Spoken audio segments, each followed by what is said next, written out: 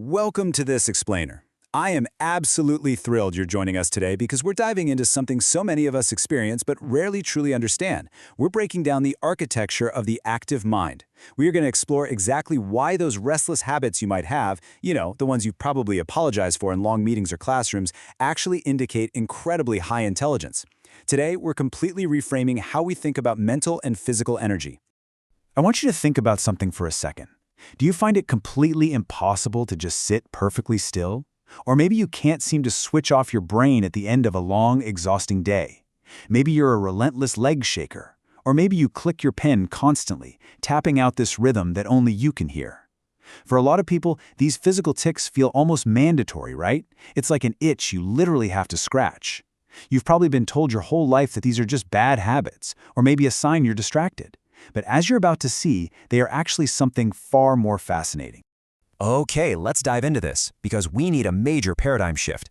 Society typically looks at these behaviors and slaps a label on them: anxiety, fidgeting, or just a total lack of focus. But increasingly, psychology is calling it something else entirely: gifted. Psychology tells us that these restless habits often prove you are operating on a much, much higher frequency. It isn't a glitch in your system, it's a core feature. It's the ultimate sign of a mind that is processing information at a wildly advanced rate. Section 1. Redefining hyperconnectivity. To truly grasp why your mind does this, it all comes down to this really cool concept called hyperconnectivity. Basically, this is a state where your mind is connecting dots that others don't even see. Your brain is running incredibly fast, synthesizing information across entirely different domains. But because that mental engine is revving so incredibly high, it literally requires physical anchors to keep those rapid-fire thoughts on track. The shaking leg, the tapping fingers, they aren't signs of losing focus. They're actually the exact opposite. They are your brain's brilliant built-in mechanism for maintaining focus when it's dealing with a massive influx of data. Section 2. Physical anchors for focus. Now, what's really interesting here is that these physical movements actually have a hidden biological purpose. They aren't just nervous tics pulling you away from the task at hand. They're vital tools your brain uses to stabilize itself. We're looking at the first major habits of highly intelligent, active minds. Take pacing while thinking, for example.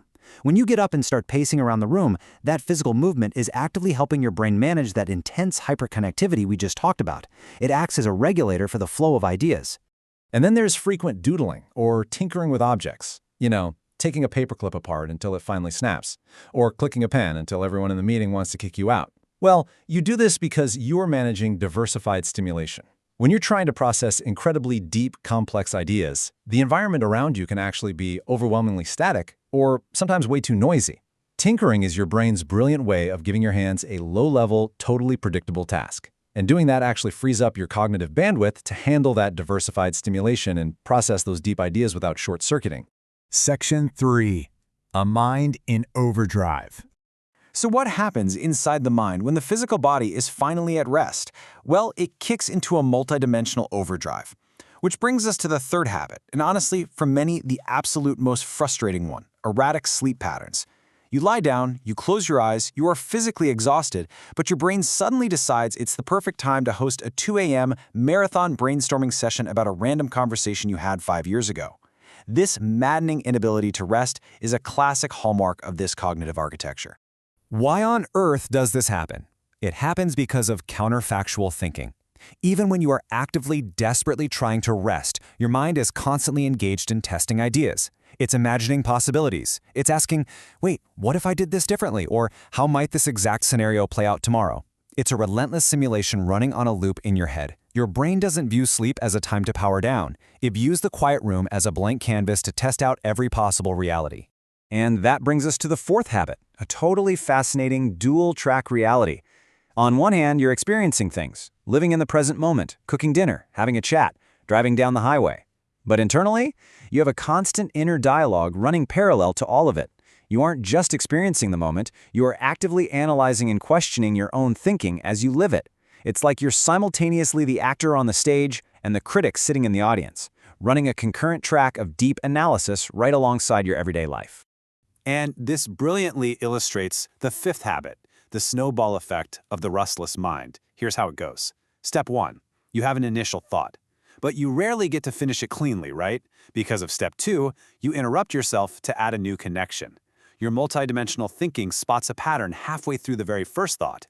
And before you even know it, step 3 happens. One thought leads to 10 others. It is a cascading web of ideas. You aren't losing your train of thought, you are literally just laying down 10 new tracks at the exact same time. Which brings us to our 6th and final restless habit. And honestly, it's perhaps the most demanding one of all. The relentless struggle with perfectionism. Because your mind can clearly see all the possibilities, all those 10 different connected thoughts, and all the counterfactual realities, you become acutely aware of what could be. And so, you push yourself towards these impossible standards of your full potential. This creates some incredibly intense internal friction. Your mind is restless because it's constantly striving to bridge the gap between reality right now and the absolute perfection it can so clearly envision in the future. Section 4. The Burden of Genius.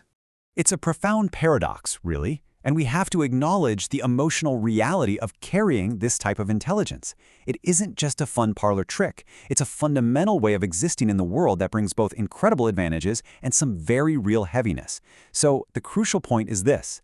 Being gifted is a gift, absolutely, but it's also a weight. If your mind never stops processing, never stops analyzing, and never stops connecting, I want to validate your experience right now. You aren't broken, you aren't overly anxious, you just have a highly active, highly intelligent cognitive architecture. And if this resonates with you, well, you've definitely found your community. Now that you understand the actual mechanics behind the pacing, the doodling, those sleepless nights, and that endless inner dialogue, the real work begins. You don't need to suppress this energy anymore. You don't have to apologize for it. You just need to direct it. So I'll leave you with this one final thought.